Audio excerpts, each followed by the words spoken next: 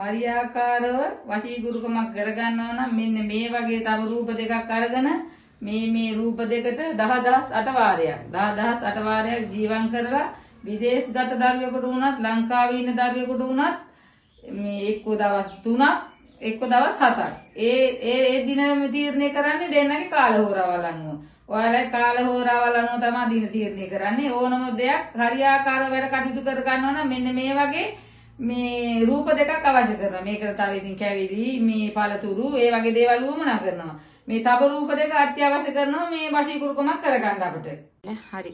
ඒ වගේම තමයි මේ පුතේ මේ මත්ද්‍රව්‍ය වලට ඒ කියන්නේ කුඩු වලට, අයිස් වලට, අරක්කු සිගරට් වලට ගොඩාක් මේ ඉස්කෝලේ යන දරුවෝ තමයි මේ ඒවට යොමු වෙලා තියෙන්නේ. ගොඩක් දුරට මේ අම්මා තාත්තා මට අඩ කතා කරනවා. ඉතින් ඒ කතා කරපු කෙනාට මම ඇත්තටම පිට වෙලා තියෙනවා. කතා කරපු කෙනාට පිට වෙලා තියෙනවා. හිතේ තියාගෙන ඉන්න එපා කිසිම ගැටලුවක්. මට කතා කරන්න.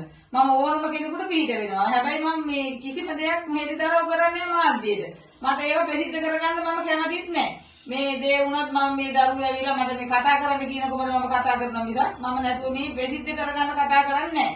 ඕනම කෙනෙක් මට කතා කරන්න මගේ දුරකථන ඇමතුම මම දාන්නම්. ඒ කියන්නේ මේ දරුවෝ වෙනුවෙන් මම පිටක් වෙන්න ඕන හින්දා මම දානවා. මට කතා කරන්න අම්මලා ඕනම ගැටලුවක් මම විසඳලා දෙන්න. මට ඇමතුමක් ගන්න. මම වීඩියෝ කෝල් මාර්ගයෙන් හරි මගේ දේවස්ථානෙට පැමිණිලා හරි මාව හම්බ වෙලා ඕනම කටයුත්තක් කරගන්න පුළුවන්.